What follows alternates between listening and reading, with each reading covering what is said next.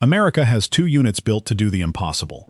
Two units that can put a team of the deadliest men on Earth onto any target, anywhere, on almost no notice. One belongs to the Army. It is called Delta Force. The other belongs to the Navy. It is called SEAL Team 6. And here is the problem almost nobody thinks about.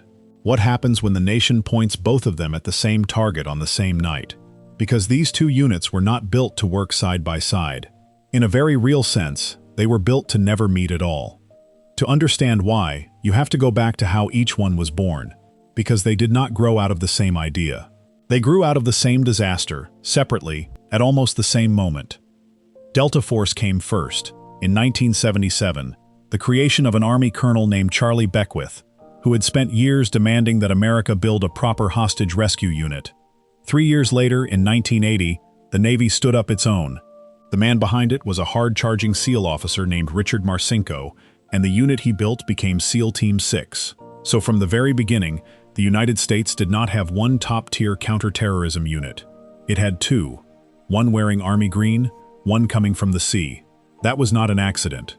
It was a choice, and it was paid for in blood. The event that forced that choice was a catastrophe in the Iranian desert. In 1980, an American mission to rescue the hostages held in Tehran collapsed before it ever reached the city, ending in a collision and a fire at a remote strip the planners had named Desert 1. The failure was total, and it was public, and it rewired how America organized these forces.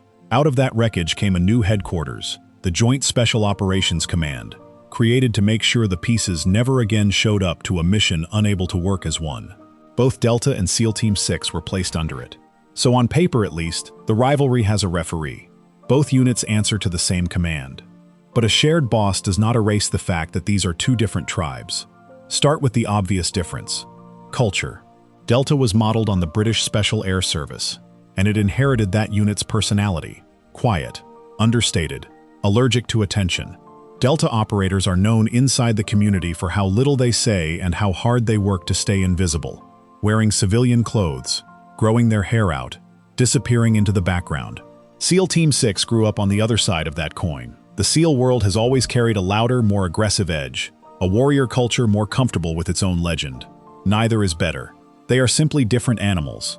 And when you put two apex predators in the same territory, you get friction. There is a second difference that runs even deeper, and it is about where the men come from. Delta casts a wide net.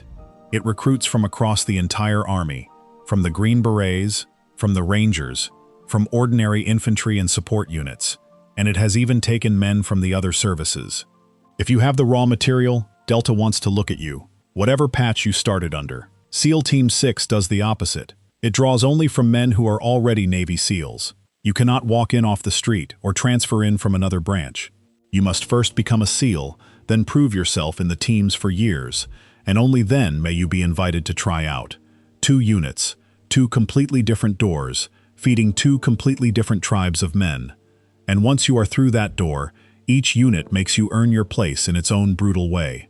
For Delta, it is the selection course in the Appalachian Mountains, weeks of solitary marches that end most careers before they begin. For SEAL Team 6, it is a program the community calls Green Team, a months-long training and selection course that even proven SEALs can fail. Green Team is where the Navy takes men who are already among the best in the teams and runs them through a gauntlet of close-quarters shooting and high-pressure decision drills, watched by instructors who hold the power to send anyone home at any moment.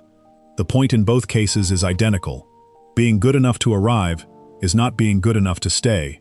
Each tribe guards its own gate, and each gate is built to turn away most of the men brave enough to walk up to it.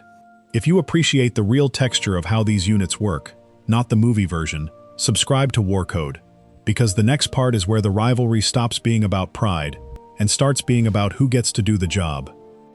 That is the matter of turf, and it is where the same target problem gets real. Historically, the two units divided the world between them, not just by mission but by environment. The SEALs came from the water. Their specialty was anything that touched the sea: ships, oil platforms, coastlines, harbors. Delta was the land unit, built for the raid deep inside a country, the hostage held in a city, the target in the mountains. For a long time, that division kept them out of each other's way. You do not send a maritime unit to a landlocked country. and you do not send a land unit to seize a tanker at sea. The geography did the deconfliction for you. Then the attacks of September 11, 2001, erased that line. Suddenly the whole world was the battlefield, and the mission was the same everywhere. Endless direct action raids against a hidden enemy, night after night, across Iraq and Afghanistan and far beyond. That mission did not care whether you came from the Army or the Navy. For the first time, both units were doing the identical job in the same places at the same time. The old geography that kept them apart was gone. Now they truly could be aimed at the same kind of target, and the command had to decide, very carefully, who got what. This is the part that surprises people. When two units this capable want the same mission, you cannot simply send both. Two separate assault forces converging on one objective in the dark is not double the strength. It is a recipe for the single worst thing in this line of work: friendly fire. Two friendly teams mistaking each other for the enemy inside a building at 3 in the morning. So the answer was never to stack them on one target. The answer was to keep them apart. The command carved the fight into pieces and handed different regions and different campaigns to different units, so that on any given night Delta owned one war and SEAL Team 6 owned another, each running its own task force, with liaison officers between them to make sure the lanes never crossed. They were separated on purpose, precisely because they were too much alike to safely share a doorway. This lesson was not learned in a classroom. It was paid for in the unit's earliest operations, when American Special Forces were still working out how to fight together. In the invasion of Grenada in 1983, both of these young units saw action, and it did not go smoothly. Men were lost to accidents and to plans that did not survive contact with reality, and the reckoning afterward drove home how much coordination these forces still lacked. Every rough early mission fed back into the same conclusion. You cannot simply throw your best units at a target and hope they synchronize on their own. Someone has to own the plan, deconflict the airspace, and decide who does what and when. That is the job the command exists to do, and the units helped pay, in lives, to learn why it matters. And still the rivalry burned, because these are the most competitive men alive, and nothing sharpens a rivalry like doing the identical job as someone you regard as your equal. You want the hard targets, you want the missions that matter, and when the biggest mission of the century came along, only one unit got it. That mission was the raid on the compound in Abbottabad, Pakistan, in 2011, the operation that killed Osama bin Laden. It went to SEAL Team 6. It became the most famous special operations mission in modern history, the subject of books and films and endless coverage, and it is worth noting who was running the command that night. The officer leading the Joint Special Operations Command at the time was himself a Navy SEAL, William McRaven. On the Army side of the house, among the Delta community and those who admired it, there was a quiet, genuine frustration, a sense that they were every bit as capable of that job, and that the defining moment had been handed to the other tribe, under the other tribe's leadership. You will rarely hear it said out loud. These are disciplined, private men, but the feeling was real, and it tells you how high the stakes of this rivalry actually run. This is professional pride at the absolute summit of a profession, and one unit walked away with the mission, the other will always believe it could have done just as well. So think again about the question we started with. What happens when Delta Force and SEAL Team 6 are sent to the same target? The honest answer is that the entire system is designed, at enormous effort, to make sure that never quite happens. They are split by service, by culture, by the door each man enters through, by history, and by geography. They are assigned different fights in different corners of the world.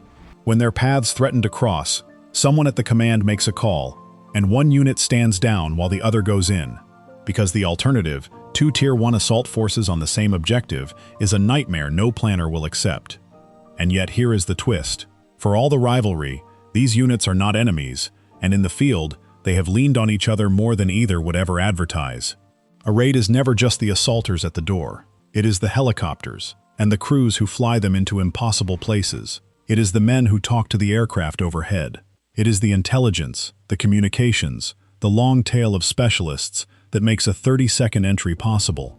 Across 2 decades of constant war, Delta and SEAL Team 6 operated inside the same machine, sometimes trading support, sometimes running neighboring campaigns, learning that the rival tribe was, in the end, the only other group on Earth that truly understood the work. You can resent a man and still trust him with your life, if he is the only other person alive who can do what you do. That shared understanding shows up in the smallest details. the way a man moves through a door, the way a teen clears a room, the words they use over the radio, the equipment they carry. 2 decades of the same war pushed both units toward the same hard-won solutions, because a good technique does not care what uniform invented it. What one tribe learned in a firefight, the other eventually adopted, whether through formal exchange or simple professional osmosis. They studied each other. They borrowed from each other. A breaching method proven by one unit would quietly become the standard for the other. In that sense, the rivalry made the entire force better, because neither side could stand to be outdone, and every edge one of them found was, sooner or later, absorbed by both. The competition was real, and it was also the engine that drove American special operations to a level no other nation has ever quite matched. That is the paradox at the center of America's 2 premier units. They were built separately, out of the same disaster, to give the nation 2 options instead of 1. They are kept apart on purpose, because they are too similar to safely share a target. They compete for the missions that define careers, and the biggest of all went to only one of them and left a mark on the other. And still, when the work is at its most dangerous, the only people who understand a Delta operator's world are the men of SEAL Team 6, and the reverse is just as true. There is one more reason America chose to keep 2 units instead of folding them into one: redundancy. If one is committed to a long campaign on the far side of the world, the nation still has another it can send tonight. If one is ever stretched thin, or compromised, or simply unavailable, the other stands ready. 2 units also mean 2 standards competing to be the highest, each watching the other, neither able to coast. A country with a single elite unit has a single point of failure. A country with 2 has a spare, and a rivalry that keeps both of them lethal. So the next time someone asks you who would win, Delta Force or SEAL Team 6, understand that it is the wrong question. They were never meant to fight each other, and they were never meant to crowd onto the same objective either. They were built to be 2 separate blades, kept in 2 separate sheaths, so that whatever the nation needs, wherever in the world it happens, one of them is always the right tool, and it can be sent without the other. That is not a weakness in the design. It is the design. If you want the real story behind America's most secretive units, told straight and sourced, subscribe to War Code, and I will see you on the next one.